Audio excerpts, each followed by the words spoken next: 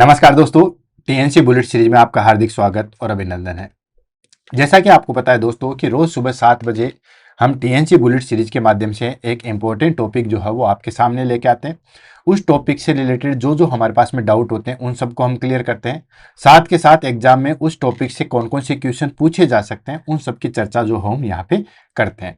कुल मिला के हम उस टॉपिक को जो है वो कंटेस्ट करते हैं ताकि इन फ्यूचर में उससे रिलेटेड किसी भी प्रकार का कोई डाउट ना रहे। तो दोस्तों आज की हमारे पास में क्लास रहेगी कोलेरा, इसके बारे में पढ़ेंगे।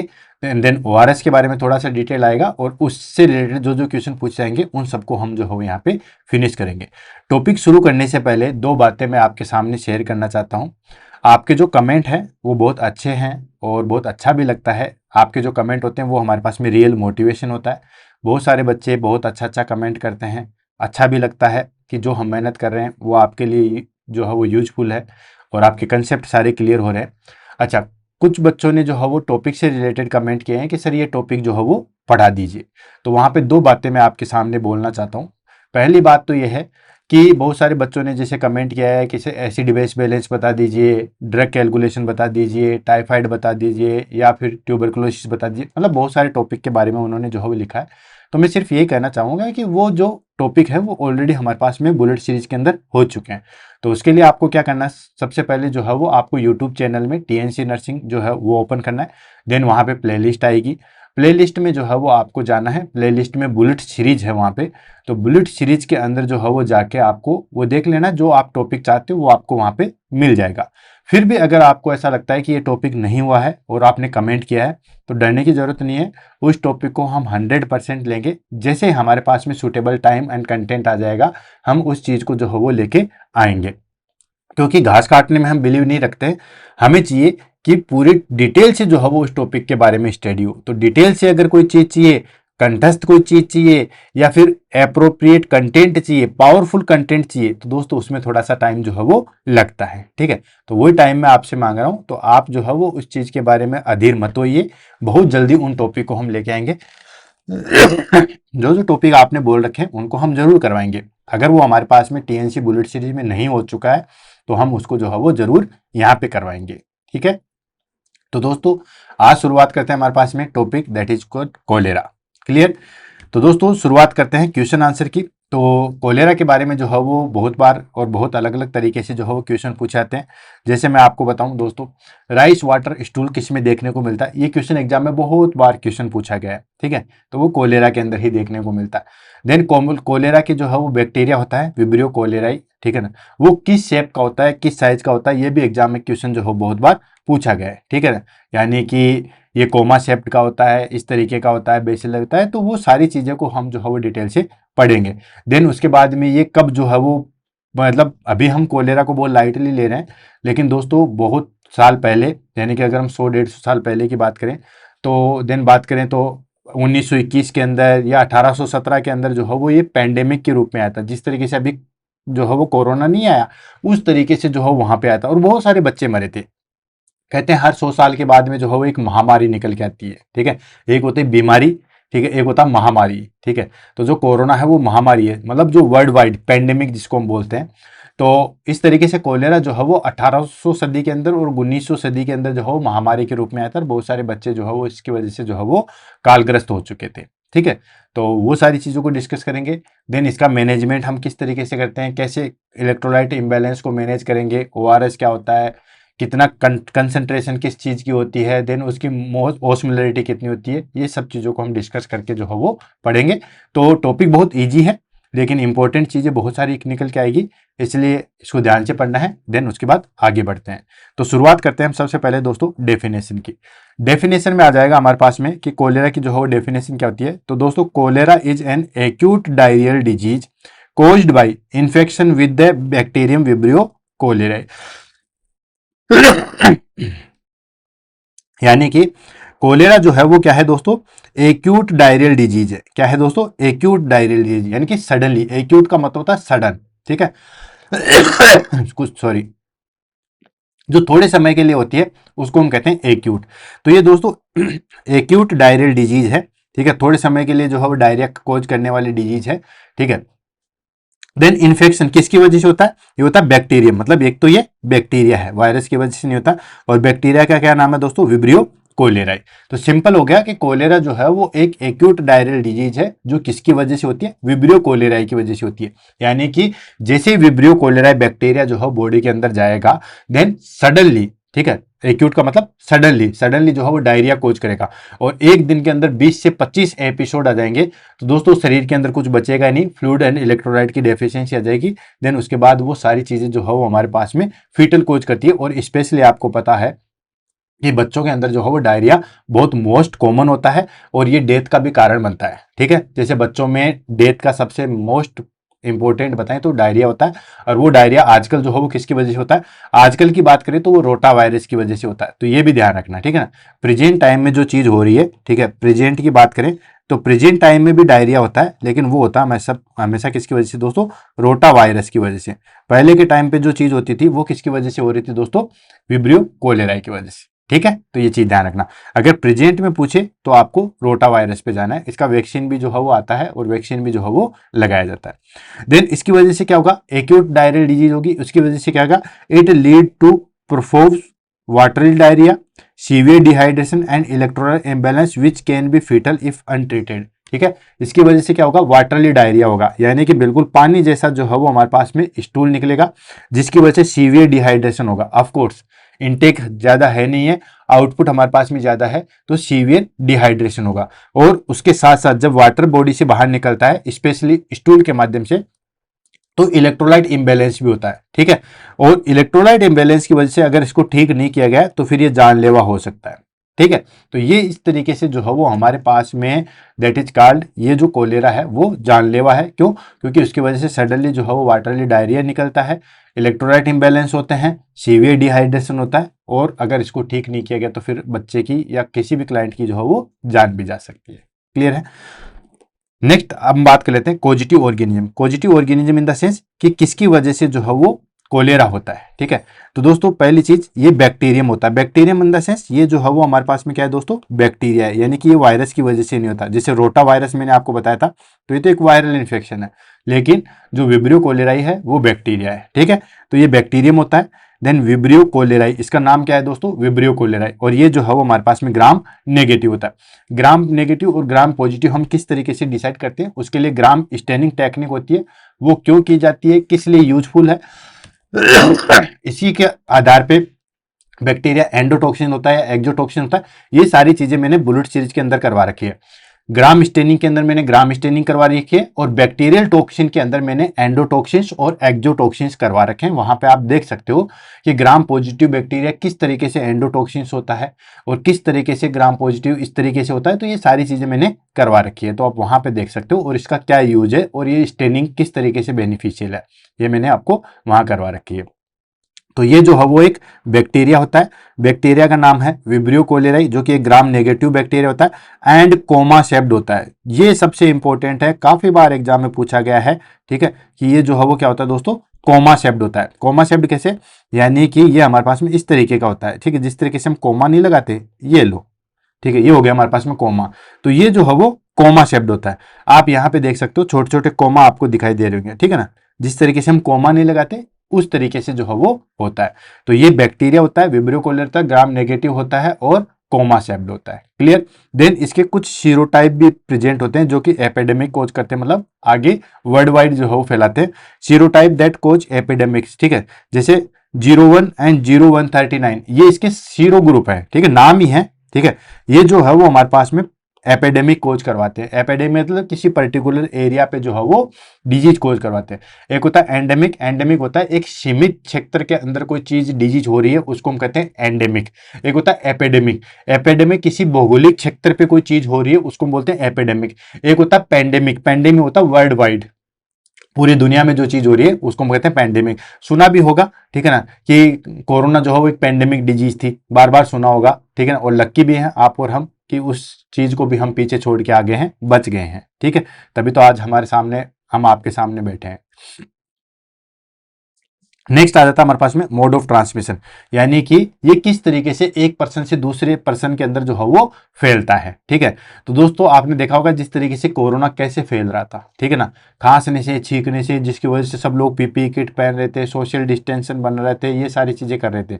तो कोरोना तो जो है बहुत अलग तरीके से फैल रहा था, मतलब ये तो एयरबोर्न था। एयरबोर्न सबसे ज्यादा डेंजरस होता है, ठीक है, ये थोड़ा सा ठीक है, ये एयरबोर्न इन्फेक्शन नहीं था, ये बेसिकली जो है वो फीको ओरल रूट के माध्यम से फैल रहा था। अब देखो फीको ओरल रूट क्या होता है, या इसको हम फीकल ओरल रूट के नाम से भी जानते हैं। फीकल आप समझते हो, जो फीकल मटेरियल होता है, स्टूल होता है, ठीक है ना। अब एक्चुअली होता क्या है, ये किस तरीके से फैलता है, फिर हम जो है उसके लॉजिक पे जाएंगे। फीको ओरल रूट का मतलब होता है जैसे कोई बच्चा है, किसी को विब्रियो कोलेरा ही है, या किसी बच्चे को जो है वो कोलेरा है, देन कोलेरा है तो वो अपना स्टूल पास करेगा, ठीक है ना। खुले में उसने स्टूल पास कर दिया, ठीक है, खुले में स्टूल पास कर दिया, तो अब क्या होगा कि मान लीजिए बरसात के टाइम पे या तालाब के आसपास लोग जो है वो स्टूल पास करते हैं, तो उसकी वजह से वो पानी एक जगह इकट्ठा हो जाएगा, ठीक है। अब गांवों के अंदर या बहुत सारी जगह जो है वो बावड़ी से ही जो है वो उस पानी को इकट्ठा किया जाता है पीने के लिए। तो अगर उस पानी को पी लिया तो उसकी वजह से वो कोलेरा इस तरीके से फीकल और लूट के माध्यम से फैलता है। या मान लो फीकल मटेरियल जो है वो बिल्कुल वाटरली डायरिया है, वाटरली जैसा डायरिया जो है वो मतलब जमीन के अंदर आ गया, ठीक है, नो वो प्रॉपर स्टूल है, वाटरली डायरिया आपको दिख रहा है। बाकी चीज वाटर वाटर तो थोड़ी देर बाद सूख जाएगा, लेकिन इसके अंदर जो बैक्टीरिया है वो वहां पे प्रेजेंट रहेगा। अब उस मिट्टी के अंदर कोई बच्चा खेलेगा, अब बच्चा मिट्टी भी खाता है, ठीक है, तो उसके माध्यम से वो चला जाएगा, इसको हम कहते हैं फीकल ओरल रूट, ठीक है। आई थिंक अब आपको सारी चीज जो है वो क्लियर हो जाएगी बिल्कुल देसी भाषा के रूप में कि फीको ओरल रूट ये होता है। तो दोस्तों ये जो है वो फीको ओरल रूट के माध्यम से फैलता है। कंटामिनेटेड फूड एंड वाटर, ठीक है, वही कंटामिनेटेड वाटर का मैंने आपको बता दिया, फूड जो है वो मतलब खाते हैं उस वजह से, ठीक है। सब्जी वगैरह कंटामिनेटेड पानी से बनती है, ठीक है ना, तो उस सब्जी को खाने से, उस खाने की वजह से हो जाता है। Poor sanitation and hygiene, of course poor sanitation and hygiene कैसे दोस्तों, प्रॉपर जो है वो सैनिटाइजेशन नहीं होगा, सीवेज का जो है वो सैनिटाइजेशन नहीं होगा, प्रॉपर हाइजीन नहीं होगा, अच्छे तरीके से जो है वो धोने के बाद हाथ साफ नहीं करोगे, तो ये सारी चीजें जो है तो पुअर सैनिटेशन एंड हाइजीन की वजह से होता है। And person to person transmission is rare, person to person यानी कि जैसे बिल्कुल कॉन्टेक्ट है उस पर्सन का, उसके साथ में कॉन्टेक्ट है, बच्चे को हम हाथ में रख रहे हैं, तो वो भी होता है, लेकिन वो बहुत रेयर होता है, ठीक है ना, बहुत रेयर टू रेयर होता है, ठीक। तो ये बेसिकली होता है। मोस्ट इंपोर्टेंट जो है वो इसका आ जाता है दोस्तों, that is called faeco oral route, ठीक है, फीकल ओरल रूट आ जाता है, ये चीज ध्यान रखना, क्लियर। नेक्स्ट आ गया हमारे पास में, that is called epidemiology. Epidemiology in the sense कि ये किस तरीके से, कहां पे, कौन से एरिया में या किस सेक्टर में जो है वो फैलता है, ये सारी चीजें। तो कॉमन इन डेवलपिंग कंट्री, किस में फैलता है दोस्तों, ये डेवलपिंग कंट्री में। इंडिया जो है वो एक डेवलपिंग कंट्री है, ठीक है, डेवलपिंग मतलब अभी डेवलप होने जा रहा है। डेवलप्ड कंट्री कौन सी होगी, जैसे लंदन हो गया, जापान हो गया, अमेरिका हो गया, ये जो है वो डेवलप्ड कंट्री है, ठीक है। तो ये बेसिकली कहां प्रेजेंट होता है दोस्तों, ये बेसिकली डेवलपिंग कंट्री में प्रेजेंट होता है, specially where water supply and sanitation is inadequate, ठीक है। कहां पे होता है स्पेशली, जहां पे वाटर सप्लाई और सैनिटेशन जो है वो इनएडुकेट होता है, वहां पे ये चीज जो है वो हमें देखने को मिलती है, क्लियर है। तो स्पेशली कहां पे होता है, वाटर सप्लाई एंड सैनिटेशन जो है वो इनएडुकेट होता है। देन उसके बाद more frequent during the natural disaster, floods and refugee crisis, ठीक है। ये सबसे ज्यादा जब कब फैलता है, जब नेचुरल डिजास्टर होता है। Natural disaster in the sense जैसे कोई तूफान आ गया, कोई फ्लड आ गया, ठीक है ना, कोई नदी का जो है वो आ गया, तो उसमें जो है वो ज्यादा फैलता है, ठीक है। तो ये हमारे पास में आगे बेसिकली इसकी एपिडेमियोलॉजी। नेक्स्ट हम बात करते हैं इंक्यूबेशन पीरियड। इंक्यूबेशन पीरियड आपको पता ही दोस्तों, इंक्यूबेशन पीरियड का मतलब होता है कि ये जो भी माइक्रो ऑर्गेनिज्म, मैं सिर्फ इसी की बात नहीं कर रहा, मैं सबकी बात कर रहा हूं। माइक्रो ऑर्गेनिज्म में हमारे पास में बैक्टीरिया भी आ गए, वायरस भी आ गए, फंगस भी आ गए, प्रोटोजोआ, सब चीजें आ गई, ठीक है। तो जब कोई भी माइक्रो ऑर्गेनिज्म बॉडी के अंदर जाता है, अंदर जाने के बाद में वहां पे मल्टीफिकेशन करता है, ये चीज आपको पता है। मल्टीफिकेशन करने के बाद में जब वो अपने साइन सिम्टम्स प्रोड्यूस करेगा, उसको हम कहते हैं दोस्तों इंक्यूबेशन पीरियड।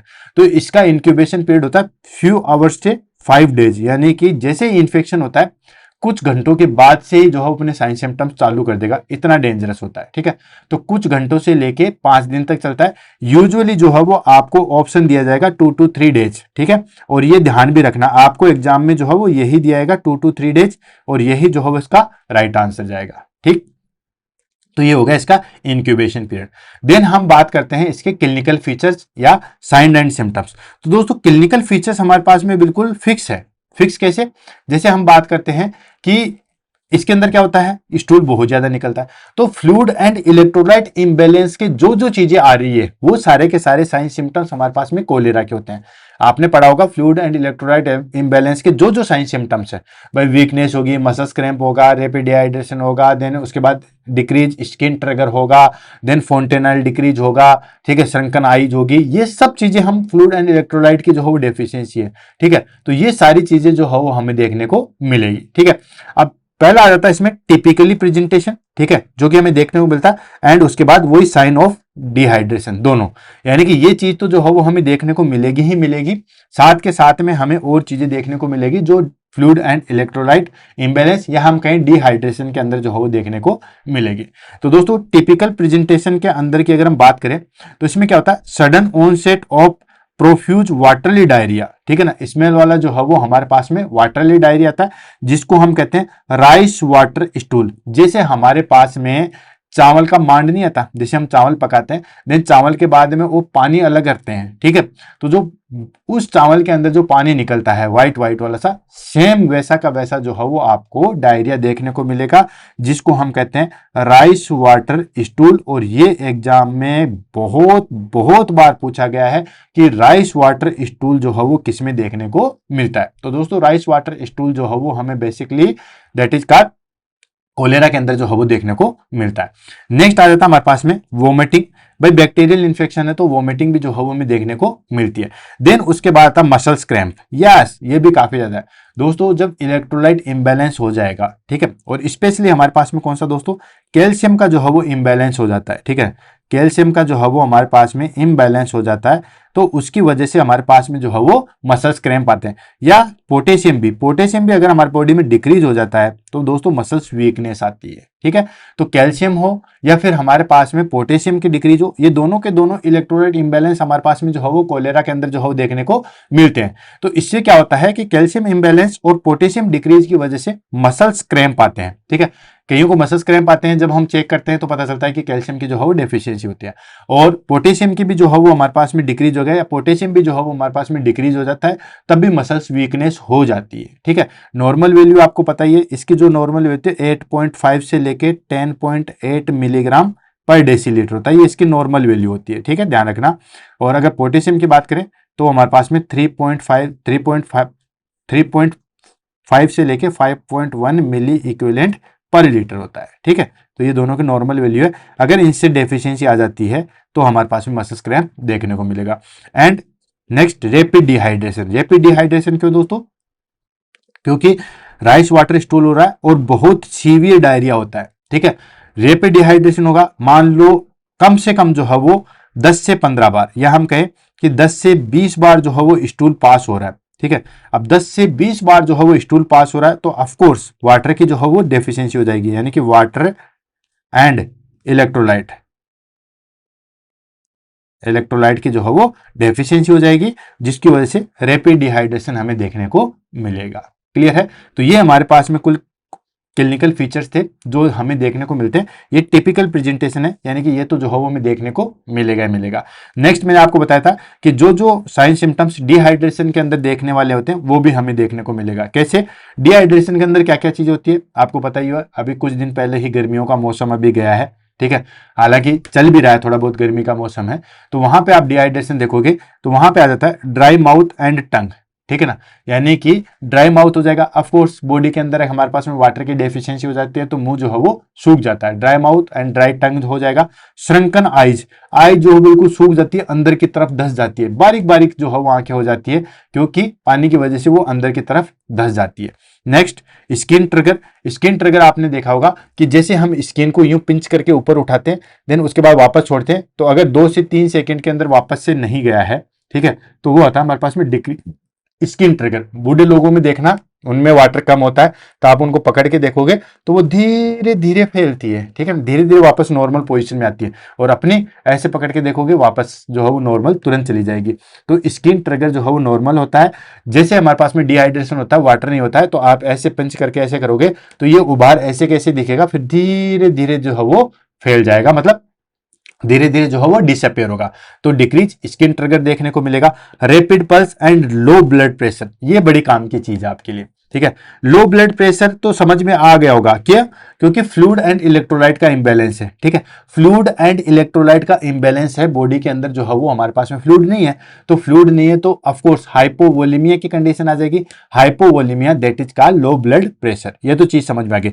रैपिड पल्स कैसे आ गया दोस्तों? रैपिड पल्स मतलब इंक्रीज हार्ट रेट। अब इंक्रीज हार्ट रेट जो है वो कैसे आ गई, ठीक है। इंक्रीज हार्ट रेट जो है वो इसलिए आ गई है कि जैसे हमारे पास में बीपी कम होता है या फ्लूइड की जो है वो डेफिशिएंसी होती है, तो कंपनसेटरी मैकेनिज्म चालू हो जाते हैं। उस अपने बॉडी के ऑर्गन कहते हैं कि हमें तो जो है वो न्यूट्रिशन मिल ही नहीं रहा, या हमें तो जो है वो ब्लड मिल ही नहीं रहा, तो फिर हमारा हार्ट क्या करेगा? उसको तेजी से जो है वो पंप करेगा, ठीक है। तेजी से पंप करेगा तो कंपनसेटरी मैकेनिज्म की वजह से जो है वो पल्स इंक्रीज मिलेगी। और ये चीज आपको ध्यान में भी रखना है, जब हाइपोवोलेमिया होता है या हाइपोटेंशन होता है तो पल्स जो है वो आपको इंक्रीज मिलेगी। क्यों? क्योंकि बॉडी चाहती है कि अब जितना भी है उससे, अब मान के चलिए घर के अंदर 10 लोग हैं, 10 लोग काम कर रहे हैं, ठीक है।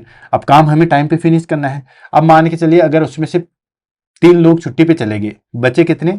7 लोग, ठीक है। अब 7 लोग जो हो वो काम करेंगे तो उस काम को कैसे खत्म करेंगे? जल्दी जल्दी करके। ठीक वैसे हमारे पास में अब ब्लड हमारे पास में बॉडी में कम है, लेकिन उसी ब्लड को हम तेजी से जो है वो पंप करवाएंगे ताकि सारे ऑर्गन पे जो है वो फैल सके। नेक्स्ट आता था हमारे पास में that is called lethargy. Of course आदमी जो हो वीकनेस होगा क्योंकि उसके अंदर न्यूट्रिशन इतना है नहीं है। And unconscious in severe cases, अगर कंटिन्यूस लगातार जो है वो डिहाइड्रेशन की कंडीशन है, लगातार हाइपोटेंशन की कंडीशन है, तो फिर क्लाइंट जो है वो अनकॉन्शियस हो सकता है। एंड लिटिल और नो यूरिन आउटपुट, या तो यूरिन आउटपुट डिक्रीज हो जाएगा, ऑफ कोर्स आएगा ही आएगा, क्योंकि बॉडी के अंदर फ्लूइड एंड इलेक्ट्रोलाइट इंबैलेंस है और बॉडी के अंदर फ्लूइड एंड वाटर जो है वो डिक्रीज है, जिसकी वजह से या तो यूरिन लिटिल कम आएगा या फिर यूरिन आउटपुट जो है वो आपको देखने को नहीं मिलेगा। और ये भी आपको ध्यान में रखना है कि जो हाइपोटेंशन वाली कंडीशन है उसमें यूरिन आउटपुट जो बहुत डिक्रीज हो जाता है, कम हो जाता है। क्लियर है? नेक्स्ट आ जाता है complication. Complication in the sense कि अगर आपने इस चीज को ठीक नहीं किया गया है तो क्या क्या कॉम्प्लिकेशन हो सकते हैं। अब आपको पता ही है दोस्तों क्या क्या कॉम्प्लिकेशन हो सकते हैं। भाई सीवियर डिहाइड्रेशन हो जाएगा, क्लाइंट हाइपोवोलेमिया से जाने के बाद शोक में चला जाएगा, शोक में जाएगा तो फिर जो है वो हमारे पास में क्या आ जाएगा दोस्तों? क्लाइंट कोमा में चला जाएगा।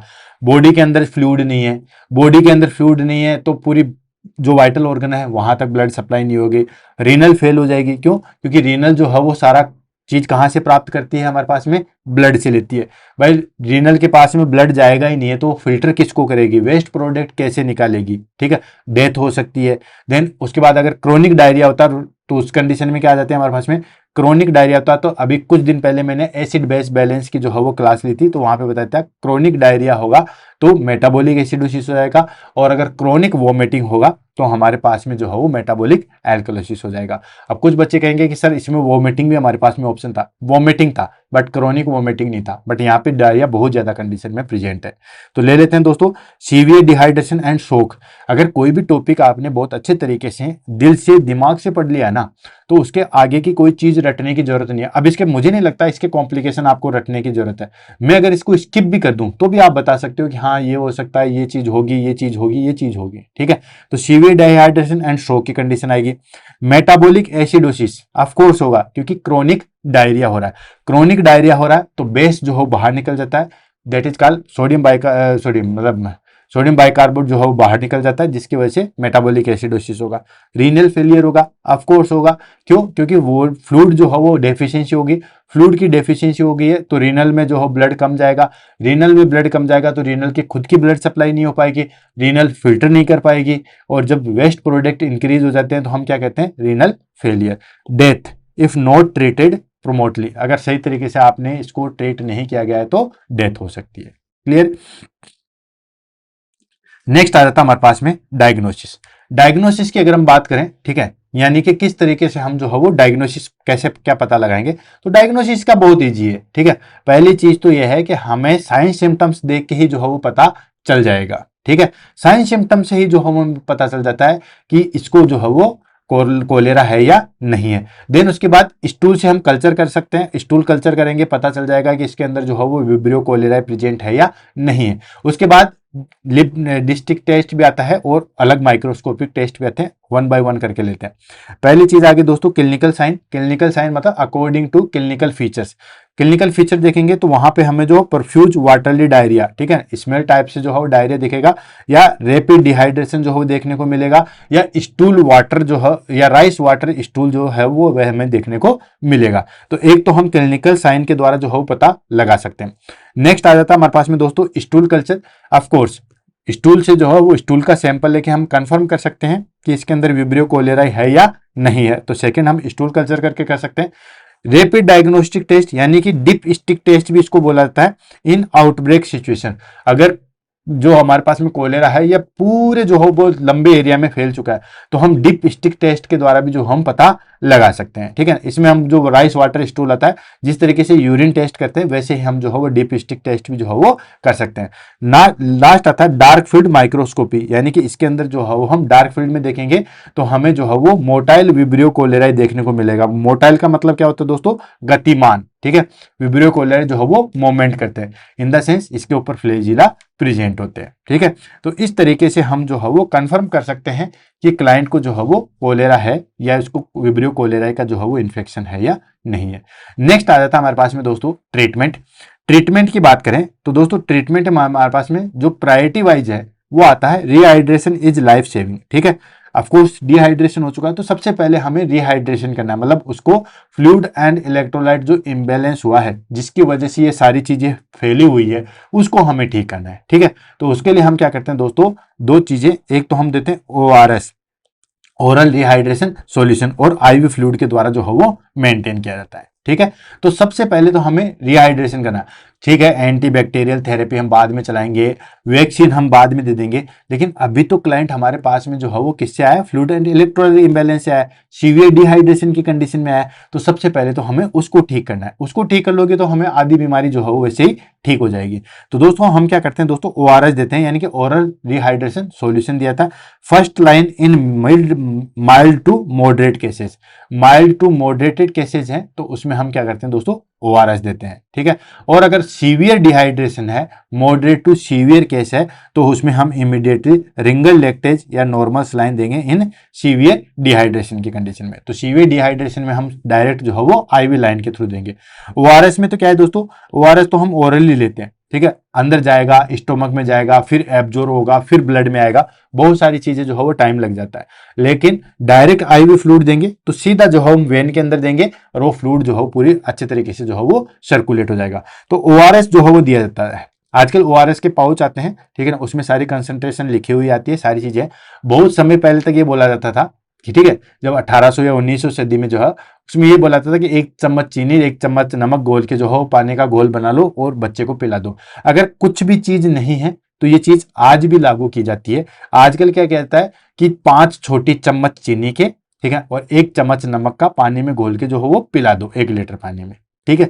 लेकिन आजकल तो ORS अच्छे तरीके से अवेलेबल हो जाते हैं, हॉस्पिटल में अवेलेबल हो जाते हैं, मार्केट में अवेलेबल हो जाते हैं। अब उस ORS में जो है वो क्या क्या कंसंट्रेशन आती है, यानी कि सोडियम क्लोराइड कितना मिला आता है, पोटेशियम क्लोराइड कितना है, सोडियम साइट्रेट कितना, उन सबकी कंसंट्रेशन हम ले लेते हैं, देन उसके बाद आगे बढ़ते हैं।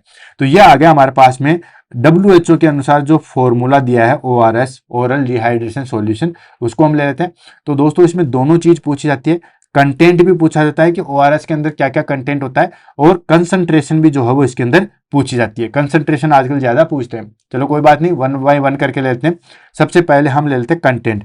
कंटेंट इन द सेंस कि ORS के अंदर जो है वो क्या क्या चीजें मिली हुई आती है, ठीक है। तो दोस्तों ORS के अंदर जो है वो 4 चीज मिली हुई होती है 1 लीटर पानी के अंदर, ठीक है। वैसे तो 5 चीज होती थी अगर हम 1 लीटर पानी को भी इंक्लूड कर लें तो, लेकिन 1 लीटर पानी के अंदर कौन कौन सी कितनी चीजें कितने ग्राम में मिली हुई होती है उसको 1 बाय 1 करके लेते हैं, देन उसके बाद आगे बढ़ते हैं।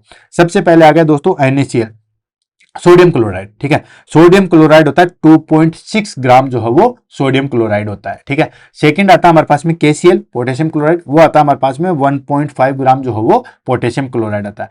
नेक्स्ट आता है ट्राई सोडियम साइट्रेट, ठीक है। नेक्स्ट आ गया ट्राई सोडियम साइट्रेट, वो आता है हमारे पास में 2.9 ग्राम। और ग्लूकोज की जो कंसेंट्रेशन आती है वो आती है 13.5 ग्राम। अच्छा, बहुत समय पहले जो है वो यहाँ पे 20 ग्राम था, ध्यान रखना, ठीक है। बहुत समय पहले जो है वो 20 ग्राम था, आजकल 20 ग्राम से घटा के क्या कर दिया दोस्तों, 13.5 ग्राम कर दिया है, ध्यान रखना। पहले जब इवन मैंने भी जो है वो ओआरएस जब पढ़ाता था मैं शुरू में, ठीक है, आज से 7-8 साल पहले जब मैं ओआरएस पढ़ाता था तो मैं खुद भी जो है ग्लूकोज बताता था कि 20 ग्राम होता है। लेकिन आजकल न्यू सीनियरियो के अंदर कहा ना, न्यू फॉर्मूला, उसके अंदर हमारे पास में दोस्तों क्या था, अच्छा उसमें हमारे पास में जो है वो ट्राई सोडियम साइट्रेट भी नहीं था, ठीक है। सोडियम क्लोराइड, पोटेशियम क्लोराइड और ग्लूकोज था, देन उसके बाद ट्राई सोडियम साइट्रेट नहीं था। आजकल ट्राई सोडियम साइट्रेट भी इंक्लूड कर दिया है और ग्लूकोज जो है वो 20 ग्राम से घटा के कितना कर दिया दोस्तों, 13.5 ग्राम कर दिया। तो आपको 13.5 ग्राम ही याद रखना है। एंड वाटर की अगर हम बात करें तो ये 1 लीटर पानी में जो है ये सारी चीजें घुली हुई आती है। 1 लीटर पानी में सोडियम क्लोराइड 2.6 ग्राम घुला होता है, पोटेशियम क्लोराइड 1.5 ग्राम होता है, ट्राई सोडियम साइट्रेट 2.9 ग्राम होता है, देन उसके बाद ग्लूकोज जो है वो 13.5 ग्राम होता है और वाटर जो है वो 1 लीटर होता है, ठीक है। टोटल ऑस्मोलरिटी की बात करें तो टोटल ऑस्मोलरिटी होती है हमारे पास में 245 मिली ऑस्मोल पर मीटर। ऑस्मोलरिटी और ऑस्मोलिलिटी ये दोनों चीज मैंने आपको जो है वो करवा रखी है, ठीक है। नेक्स्ट आता है हमारे पास में कंसंट्रेशन। कंसंट्रेशन बहुत अच्छे तरीके से याद रखनी है, ठीक है। तो कंसंट्रेशन के लिए याद रखना दोस्तों, सोडियम, देखो याद रखने का तरीका बताता हूं, सोडियम यहां पे भी है और ट्राई सोडियम सोडियम यहां पे भी है, दो जगह सोडियम है, तो ये सोडियम सबसे ज्यादा प्रेजेंट होगा, ठीक है। सोडियम सबसे ज्यादा प्रेजेंट होगा। सोडियम कितना होता है दोस्तों, 75 मिलीमोल, ठीक है। क्या हो गया दोस्तों, 75 मिलीमोल, एमएम है, मिलीमोल आ गया, ठीक है। तो ये हमारे पास में जो है वो दैट इज कॉल्ड 75 मिलीमोल जो है वो होता है। अब देखो ग्लूकोज की कंसेंट्रेशन भी ज्यादा है, 13.5 ग्राम है, ठीक है। अब ग्लूकोज की कंसेंट्रेशन हमारे पास में 13.5 ग्राम है, तो इसकी कंसेंट्रेशन भी बहुत ज्यादा है, ठीक है। तो इसकी कंसेंट्रेशन भी आ गया हमारे पास में दैट इज कॉल्ड 75 मिलीमोल। तो दोस्तों सोडियम और ग्लूकोज की, ठीक है, सोडियम और ग्लूकोज की जो है वो हमारे पास में दोनों की कंसंट्रेशन जो है वो सेम आती है, दैट इज कॉल्ड 75 मिलीमोल, ठीक है। तो ये चीज ध्यान रखना, एक चीज क्लियर होगी, 75 जो है वो किसकी होती है दोस्तों, सोडियम एंड ग्लूकोज की होती है। सेकेंड आ जाता है हमारे पास में क्लोराइड को याद रखो, ठीक है। क्लोराइड की कितनी होती है, अब देखो क्लोराइड जो है हमारे पास में आता है, यहां पे क्लोराइड दो जगह है, कैसे कैसे, सोडियम क्लोराइड और पोटेशियम क्लोराइड, ठीक है। तो दोस्तों यहाँ पे सोडियम क्लोराइड और पोटेशियम क्लोराइड, ठीक है। अब आपको कहोगे कि सोडियम भी दो जगह था, सोडियम यहाँ पे भी था, सोडियम यहाँ पे भी था, तो दोस्तों सोडियम यहाँ पे 2.6 है, ठीक है। यहाँ पे देखो, यहाँ पे सोडियम 2.6 है, यहाँ पे 2.9 है, तो सोडियम ज्यादा है, इसलिए इसकी जो है वो हमारे पास में 75 मिलीमोल आई थी, ठीक है। अब क्लोराइड है दो जगह जरूर है, लेकिन यहाँ पे 1.5 ही है, ठीक है, और यहाँ पे 2.6 है। अब 2.6 तो इक्वल है, लेकिन 2.9 से तो कम ही है ना, ठीक है। तो ये 1.5 है, इसलिए इसका आ गई दोस्तों 65। इसकी कंसेंट्रेशन होती है हमारे पास में that is called 65 millimole. Clear, दो चीजों की हो गई। अब बात आ जाती है हमारे पास में पोटेशियम, ठीक है।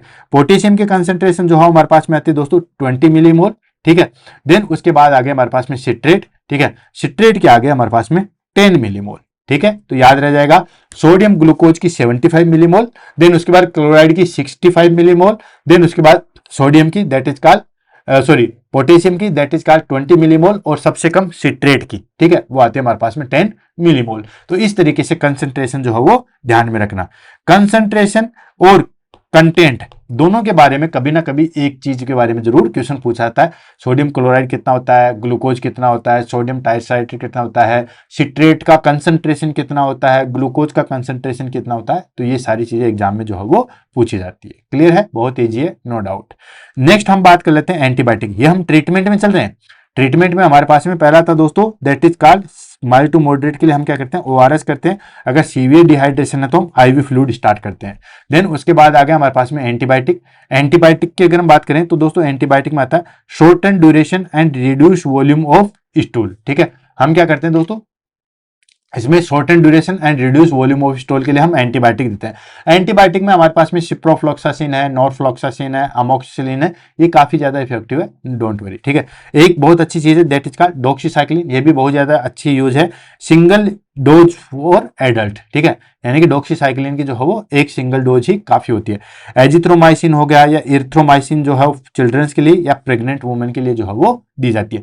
डॉक्सीसाइक्लिन बेसिकली प्रेग्नेंट वुमेन में काम में नहीं ली जाती है, ये चीज ध्यान रखना, ठीक है। डॉक्सीसाइक्लिन प्रेग्नेंट लेडीज में जो है वो नहीं देते हैं बेसिकली, ठीक। नेक्स्ट आता है हमारे पास में जिंक सप्लीमेंट।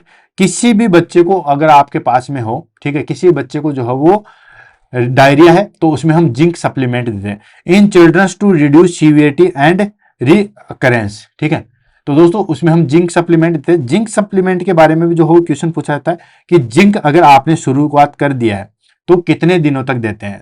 भाई आपके पास में जिंक की बोतल है तो आपको कितने दिन तक दोगे, 10 दिन, 5 दिन, 15 दिन, तो आप कहोगे सर जब तक आराम नहीं हो तब तक दे सकते हैं, ये कितने दिन भी दे दो क्या ही फर्क पड़ना है। जी नहीं दोस्तों, ये बेसिकली 14 डेज तक जो है वो दिया जाता है। ध्यान में रखना, काफी बार एग्जाम में जो है वो पूछा जाता है। ठीक है, 14 डेज, 14 दिन तक जो है वो इसको हम जिंक को जो है वो देते हैं। ठीक है, उसके बाद नहीं देते।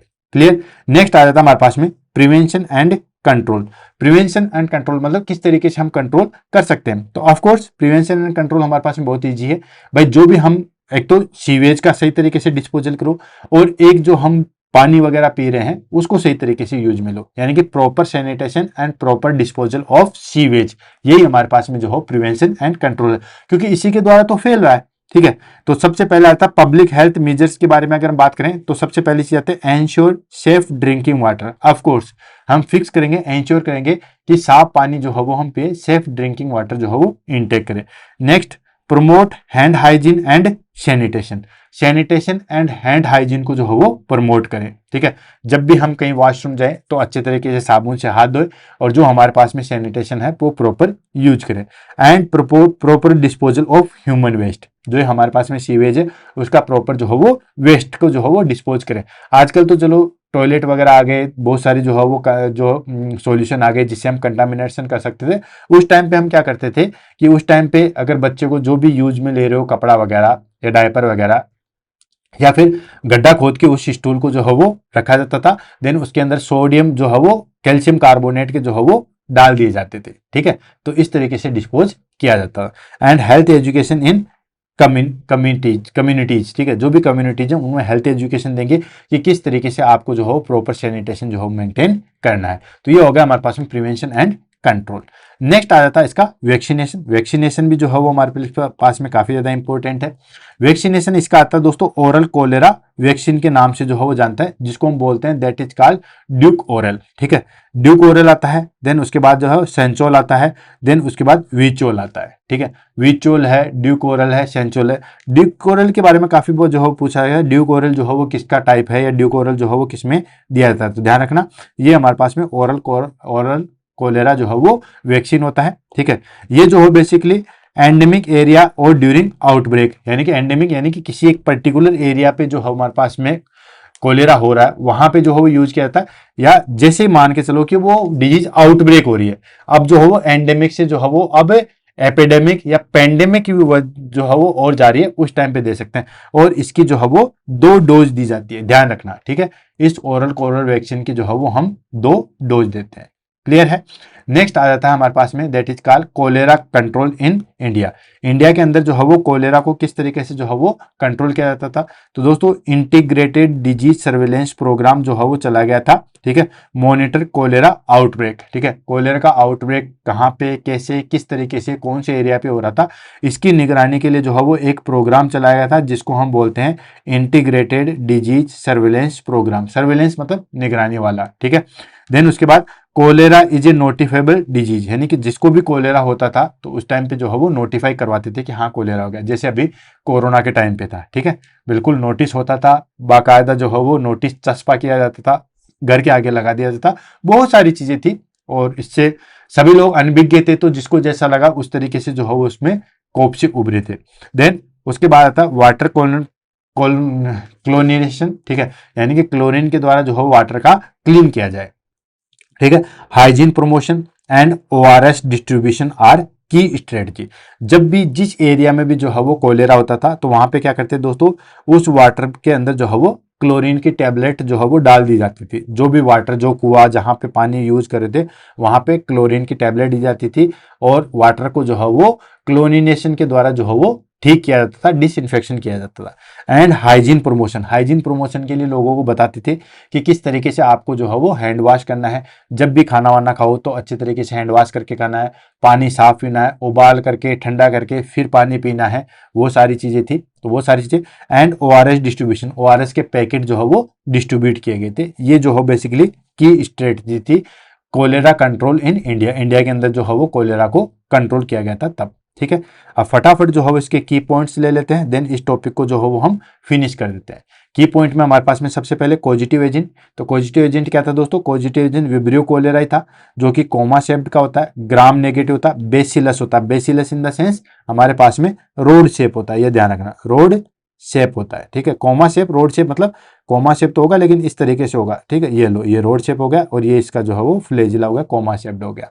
ठीक है, देन उसके बाद ट्रांसमिशन किसके द्वारा होता है? बताया था मैंने आपको, कंटामिनेटेड वाटर एंड फूड के द्वारा होता है। और रूट कौन सा कहते हैं? उसको फीको ओरल रूट कहते हैं। ठीक है, रूट की अगर हम बात करें तो रूट था हमारे पास में, that is called faecal oral route. ठीक है, ये भी काफी बार जो है एग्जाम में पूछा जाता है। नेक्स्ट आ जाता है, इसके अंदर क्या देखने को मिलता है दोस्तों? राइस वाटर स्टूल जो है वो देखने को मिलता है, ये इसका जो है वो हॉलमार्क है। ठीक है, मेन कोज क्या होता है इसमें डेथ का? ऑफकोर्स डिहाइड्रेशन होगा, इलेक्ट्रोलाइट इम्बैलेंस होगा, हाइपोवोलेमिया होगा, शोक होगा और डेथ होती है। ठीक है, देन उसके बाद ओआरएस एंड आईवी फ्लूइड जो है वो फर्स्ट लाइन ट्रीटमेंट है। सबसे पहले फर्स्ट लाइन में हम यही करते हैं, उसके बाद हम एंटीबायोटिक थेरेपी, जिंक सप्लीमेंट वगैरह जो है वो देते हैं। एंड वैक्सीन अवेलेबल कौन से होते हैं दोस्तों? ओरल है, 2 डोज दिए जाते हैं, ड्यूक ओरल। ठीक है, ओरली दिया जाता है, 2 डोज दी जाती है, मैंने आपको 2-3 एग्जाम्पल दिए थे। देन उसके बाद cholera is a preventable and treatable disease. ये बहुत अच्छी बात है कि कोलेरा जो है वो बचाव करने योग्य और ट्रीट करने योग्य जो है वो डिजीज है। ऐसा नहीं है कि इसको ट्रीट नहीं किया जा सकता। क्लियर है? तो दोस्तों इसी के साथ जो है वो आज की क्लास हमारे पास में फिनिश होती है। ऑफकोर्स क्लास आपको अच्छी भी लगी होगी, पूरा अच्छी तरीके से समझ में भी आया होगा, जो जो डाउट थे वो सारे क्लियर हुए होंगे। ये सब चीज़ें जो है वो बिल्कुल आपको लगी होगी, लेकिन मुझे कैसे पता चलेगा? मुझे पता लगने के लिए आपको जो है वो कमेंट करना पड़ेगा। तो दोस्तों क्लास कैसे लगी उसके बारे में कमेंट जरूर कीजिएगा, क्लास के बारे में बताइएगा, वही मेरे लिए रियल मोटिवेशन है। तो दोस्तों इसी के साथ आज की क्लास से अलविदा लेते हैं, कल की क्लास में मिलेंगे। आज की क्लास का कमेंट आज कीजिएगा। तब तक के लिए दोस्तों all the best, have a nice day, thank you so much.